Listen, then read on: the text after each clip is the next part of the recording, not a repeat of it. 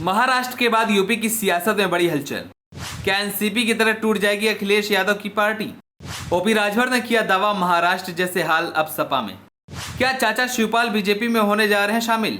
चलिए आपको बताते कि महाराष्ट्र के बाद अब क्या चल रहा है यूपी की राजनीति में। महाराष्ट्र के बाद अब उत्तर प्रदेश में भी सियासी पारा हाई होने लगा है। जिस तरह से महाराष्ट्र की सियासत में भूचाल आया है, वैसे ही अब यूपी में देखने को मिल सकता है। बीजेपी के सहयोगी दल दावा कर रहे हैं कि जिस तरह से शरद पवार की पार्टी एनसीपी टूटी है, उसी तरह यूपी में अब समाजवादी पार्टी टूटने वाली है।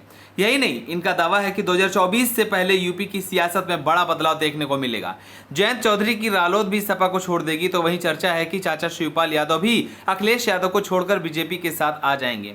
ऐसी खबर सामने आ रही कि आपको बता दें कि समाजवादी पार्टी में इतनी बड़ी उलटफेर होने की खबर सुभाषपा प्रमुख ओम प्रकाश राजभर के दावे के साथ कहा जा रहा है। ओपी राजभर ने कहा कि समाजवादी पार्टी के कई विधायक हमारे संपर्क में हैं। सपा भी जल्द टूटेगी। सपा टूटने के कगार पर है। सपा के बहुत सारे नेता और विधायक हमारे साथ हैं। सपा का हाल भी एनसीपी जैसा होने वाला है। अब आरएलडी प्रमुख जयंत चौधरी भी सपा के साथ नहीं है। अखिलेश यादव और जयंत चौधरी का गठबंधन टूटने के कगार पर पहुंच चुका है। जयंत चौधरी भी हमारे संपर्क में हैं। समय आने पर सबको पता चल जाएगा। और वहीं महाराष्ट्र की सियासत में आए भूचाल पर केंद्रीय मंत्री और आरपीआई अध्यक्ष रामदास अठावले ने दावा किया कि अजित पवार की तरह यूपी में आरएलडी प्रमुख जयंत चौधरी भी सपा गठबंधन और अखिलेश यादव को झटका दे सकते हैं और सपा गठबंधन भी टूट सकता है। जयंत चौधरी भी अब बीजेपी के साथ आ सकते हैं। तो वहीं बीजेपी की सहयोगी निषाद पार्टी के अध्यक्ष और योगी सरकार में मंत्री संजय निषाद ने तो यहां तक कह दिया कि जयंत के साथ शिवपाल यादव भी बीजेपी के साथ आ सकते हैं।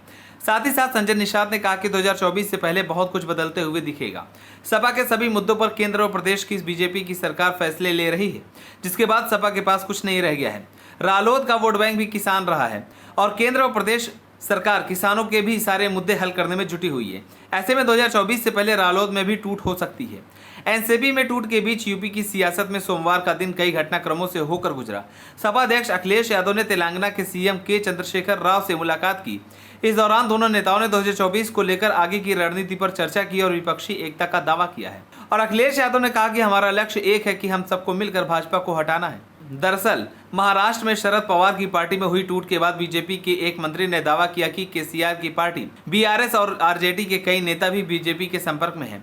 ऐसे में यह मुलाकात और भी अहम हो जाती है। आपको बता दें कि लोकसभा चुनाव से पहले अखिलेश यादव लगातार बीजेपी के खिलाफ एक मजबूत गठबंधन बनाने की कोशिश कर रहे हैं, जिसे लेकर वो कई बड़े विपक्षी दलों के नेताओं से मुलाकात भी कर रहे हैं। सपा अध्यक्ष की केसीआर के साथ इस मुलाकात को भी विपक्षी एकता को मजबूत करने की कवायद के तौर पर देखा जा रहा है। वहीं दूसरी तरफ मोदी मंत्रिमंडल में यूपी के 2 नेताओं के शामिल किए जाने की चर्चा है। माना जा रहा है कि कुछ मंत्रियों को हटाकर नए चेहरे शामिल किए जा सकते हैं।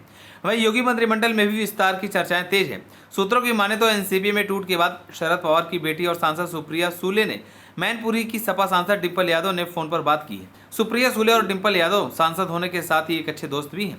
इसके अलावा सूत्रों के अनुसार अखिलेश यादव ने भी सोमवार को शरद पवार से बात की। सपा प्रमुख ने शरद पवार को भरोसा दिया और साथ रहने का वादा भी किया है। आप सभी को क्या लगता है, जिस तरह से महाराष्ट्र की सियासत में भूचाल आया है, उसी तरह क्या अखिलेश यादव की पार्टी को सामना करना पड़ सकता है? हमें कमेंट कर जरूर बताएं। अगर आप नए हैं तो हमारे चैनल को सब्सक्राइब करें।